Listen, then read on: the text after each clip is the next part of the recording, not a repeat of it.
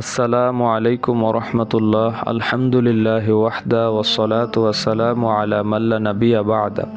প্রিয় বন্ধুরা, আজকে আমরা আলোচনা করব আল্লাহ এবং তার রাসূলের মনোনীত আমিরুল মুমিনিন মাওলা আলী আলাইহিস সালামের ফজিলত সংক্রান্ত হাদিস।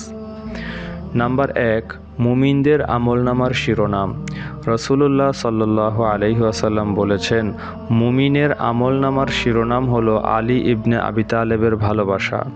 নাম্বার 2, রাসূলুল্লাহ সাল্লাল্লাহু আলাইহি ওয়াসাল্লাম বলেছেন, আমি আদম সন্তানদের সর্দার আর আলী হলো আরবদের সর্দার। নাম্বার 3, হিকমতের দরজা। রাসূলুল্লাহ সাল্লাল্লাহু আলাইহি ওয়াসাল্লাম বলেছেন, আমি হিকমতের গৃহ আর আলী তার দরজা। এই হাদিসটি রয়েছে সুনানে তিরমিজিতে। নাম্বার 4, জ্ঞানের নগরীর দরওয়াজা। রাসূলুল্লাহ সাল্লাল্লাহু আলাইহি ওয়াসাল্লাম বলেছেন, আমি সমস্ত জ্ঞানের নগরীর আর আলী হচ্ছে তার তোরণ। কাজেই যে এ নগরীতে প্রবেশ করবে তাকে তোরণ বা দ্বারের মধ্যে দিয়ে আসতে হবে। নাম্বার 5, সর্বাপেক্ষা জ্ঞানী। রাসূলুল্লাহ সাল্লাল্লাহু আলাইহি ওয়াসাল্লাম বলেছেন, আমার পরে আলী হলো আমার উম্মতদের মধ্যে সর্বাপেক্ষা জ্ঞানী। নাম্বার 6, রাসূলুল্লাহ সাল্লাল্লাহু আলাইহি ওয়াসাল্লাম বলেছেন, তুমি দুনিয়া ও পরকালে আমার ভাই। সুনানে তিরমিজিতে এই হাদিসটি রয়েছে। রাসূলুল্লাহ সাল্লাল্লাহু আলাইহি ওয়াসাল্লাম বলেছেন মাওলা আলী আলাইহিস সালামকে যে, হে আলী, তুমি আমার মনোনীত এবং আমার আমানতদার।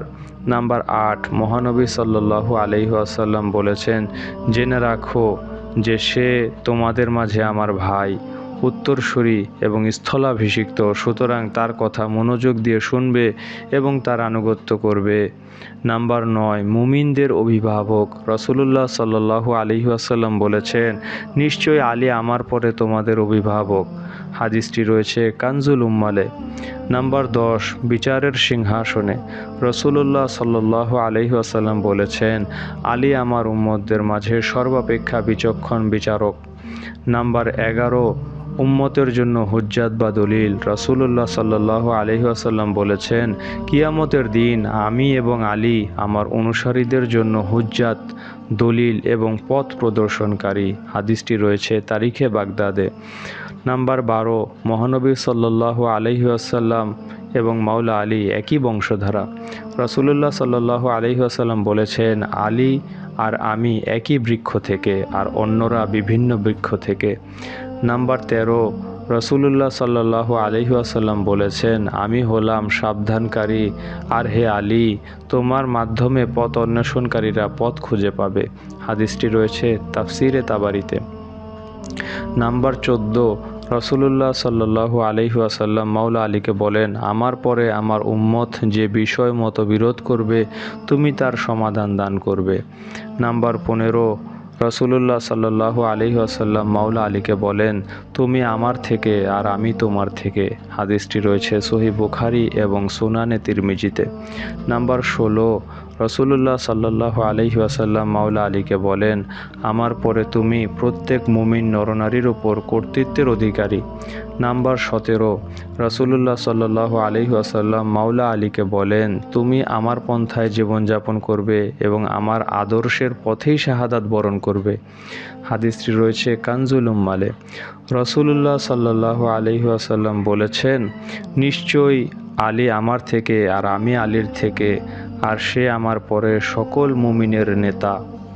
নাম্বার 19, রাসূলুল্লাহ সাল্লাল্লাহু আলাইহি ওয়াসাল্লাম মাওলা আলীকে বলেন, আমার নিকট তুমি মূসার কাছে হারুনের মতন, শুধু আমার পরে কোনো নবী নেই। সুনানে তিরমিজি। রাসূলুল্লাহ সাল্লাল্লাহু আলাইহি ওয়াসাল্লাম বলেছেন, হে আলী, সুসংবাদ তোমার উপর, তোমার জীবন আমার সাথে, তোমার মরণও আমার সাথে। রাসূলুল্লাহ সাল্লাল্লাহু আলাইহি ওয়াসাল্লাম বলেছেন, সর্বপ্রথম আমার সাথে যে নামাজ পড়েছে সে হলো আলী।